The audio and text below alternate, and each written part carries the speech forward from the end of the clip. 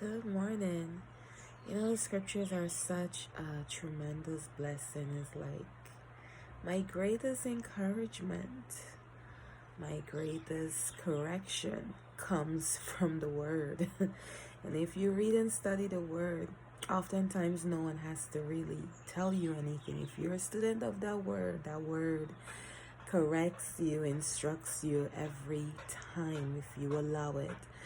And so I'm here thinking, and I remember in 2 Kings 1:7, the story of when there was a great famine in the land, and Elijah, he turned up to the king and he was like, by this time tomorrow, let's just paraphrase, things are gonna change. And so maybe you're looking on this morning and things have been so stagnant, you've been stuck, you feel like you're in a rut for the longest. I want to let you know, as an encouragement, that by this time tomorrow, things are going to change. It's amazing how God operates in suddenlies as well. Like, suddenly the breakthrough, suddenly the opportunity.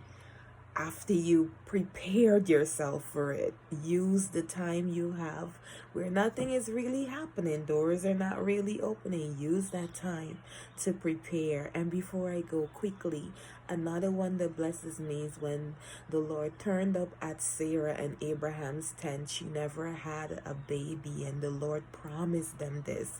And the Lord was saying on the outside, but when I come back by this time next year, you're gonna have. And she couldn't believe, and she laughed, and it looked like the time had passed.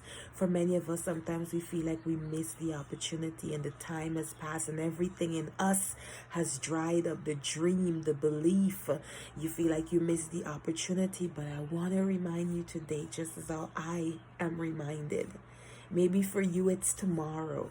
Maybe for someone else it's next year. But whenever it is, be prepared and be opened.